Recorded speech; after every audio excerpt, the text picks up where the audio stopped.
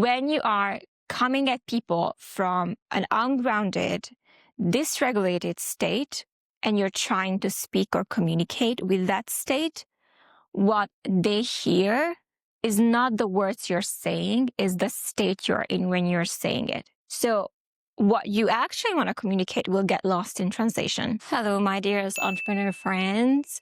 Welcome back to another video. This video is going to be all about how to be a grounded, emotionally intelligent, and contained communicator. Okay? So why do you want to be like that? First of all, what you need to understand when it comes to conversations is that when you are exchanging words, you're not just exchanging words, you are also transferring a state. So your state can positively influence people if you're using it well, but there are certain states that are negatively influencing people, and not just relationally, like not just in personal relationships, but in business as well. And especially because we are all entrepreneurs here, I want to put extra emphasis on this conversation and why it's so important. I'm also going to share with you 4 rules that you need to follow if you want to be a grounded, contained, and emotionally intelligent communicator. Okay?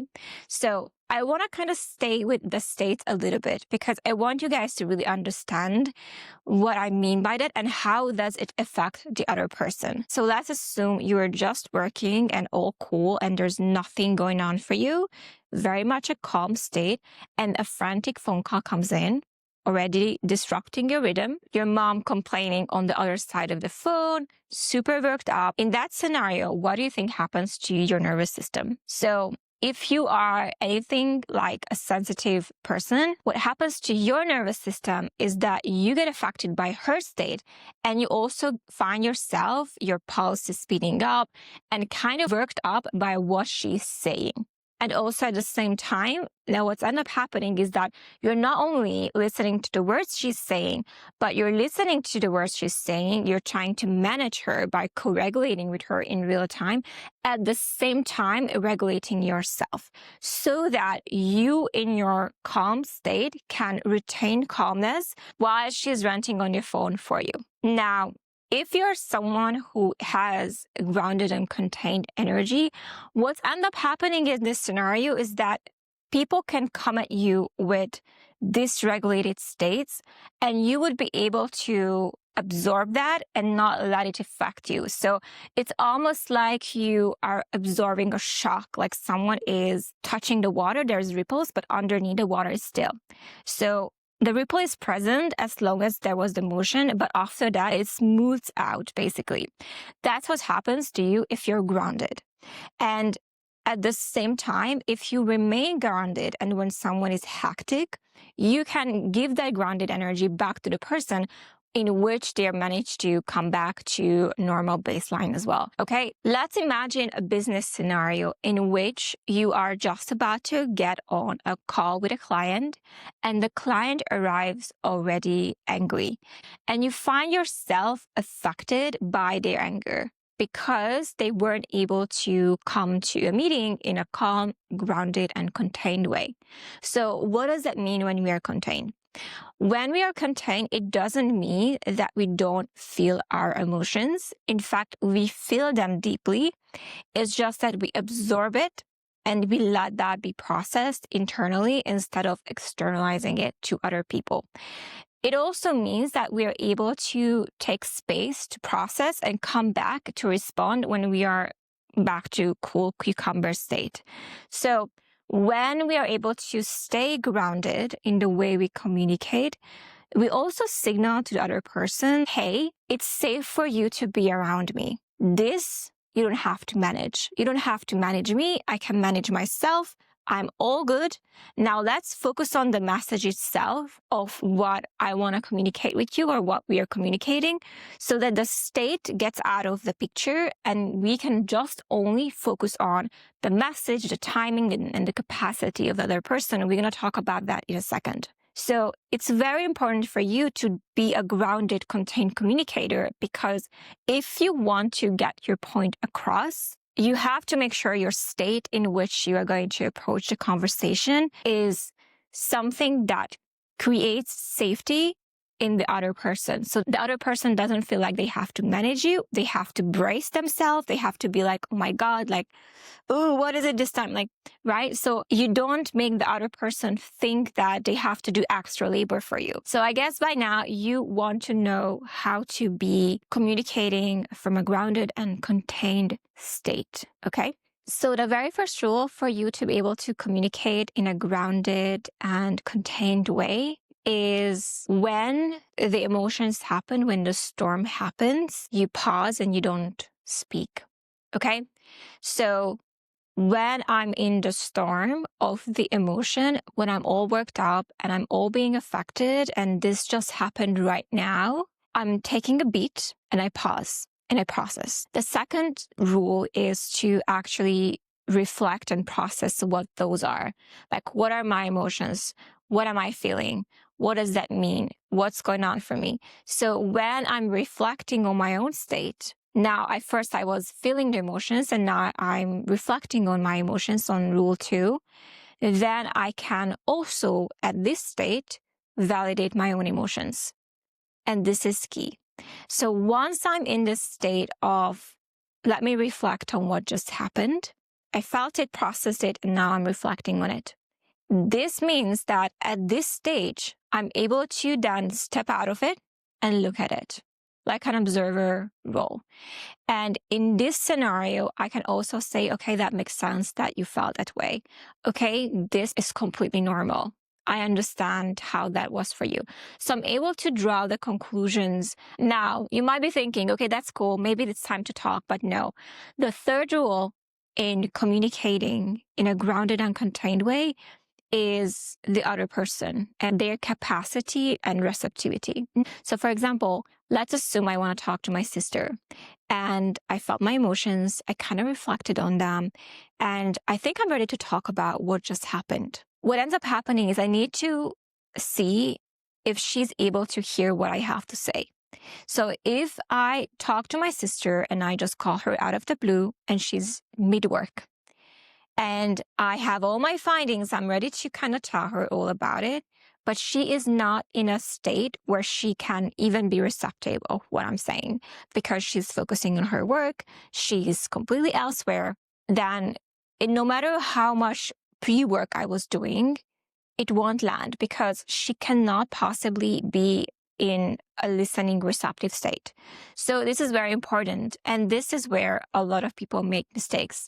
Getting the state right is very important. And also you need to adjust what you're saying to the capacity of the other person. And for that, you need to slow down and actually attune to the other person. This is very funny because it happens to us all the time.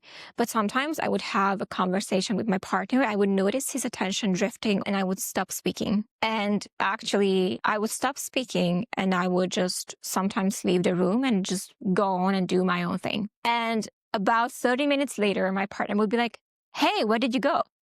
Because he got sucked into his work or something and he haven't noticed that I noticed that he wasn't there with me anymore. And in that state, I'm not going to speak like, what's the point? Like, I don't want to broadcast. Like, I want to have an exchange with the person that I'm talking to. And if I'm noticing that they don't have the receptivity to hear what I have to say or be present with me, by all means, I'm not wasting airtime. This is energy for me. So I'm good. I'm good to walk away and come back to it when he has the bandwidth and the receptivity level to hear what I have to say. You have to also kind of understand the capacity of the other person. And, this is also like smart way of communication in terms of the words that you're going to use, the phrasing, how you're going to help the other people understand. Are you going to use examples that that would enter them so they understand you? Like, I think those are all like finesse in these terms, but just make sure that at this state, you are understanding and attuning to the other person so that you understand when to speak and when to maybe find another person or another time. Okay? Very important. Now, rule 4 is speak. Now that you felt your emotions, reflected on them, found the right time and the receptivity with the person that you're going to talk to, 4th is that you actually need to now speak.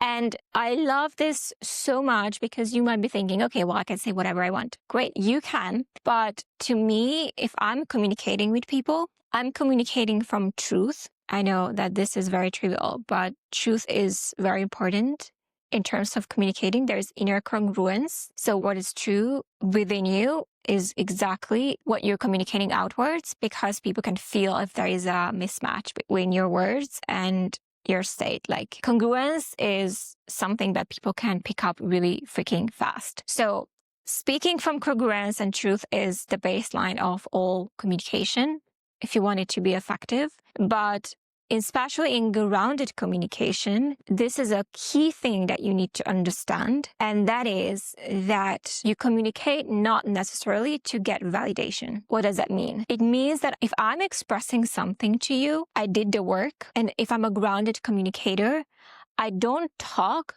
so that you validate me, so that you give me a solution, unless I specifically am looking for an advice in which I can preface like, hey, I am curious to know what you have to say. That's cool. But I'm not seeking validation.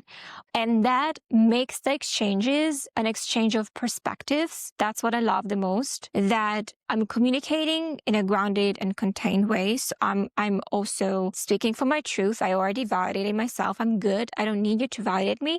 I'm just sharing my findings with you. And so you can share yours. And I'm here and open to hear your perspective. This is also very important. I'm not trying to change the other person. I'm not trying to change their viewpoint. If you are a grounded communicator, you don't want to change the other person. You can be with the person. You're just able to be with them, sit with them, and hold space for them, because your nervous system is not going to be spiking over what they're saying. Because then if they ground themselves and you are both grounded, there's literally zero management needed. So you can just focus on the conversation itself. And also you can come open-minded, curious, to then want to understand them better. And I would also say that maybe tolerant would be a really good word for this, because I can take our differences. I enjoy our differences. So you know how you learn about yourself through validation or contrast? Like, I enjoy contrast a lot, because it's by contrast of me talking to different people and us being grounded, contained, emotionally intelligent communicators. I feel how we are different and I celebrate that. Like, I can see how I am different compared to you. But neither is good or bad, it's just different. So there is space for you to be who you are, and there is space for me to be who I am. And we don't have to manage each other's emotions. We are all both A-okay, complete. We can just come together and have an enjoyable exchange of a conversation. Inside of the Human to Human program, we talk a lot about creating emotional safety, creating an environment where people feel safe around you in your leadership. So if you're curious about the program, you can drop me a message, or you can sign up for the waitlist. I'm going to put the link in the description or the comments wherever you see it, and you get notified when we launch. Okay? Thank you so much for watching or listening to this one. Good luck.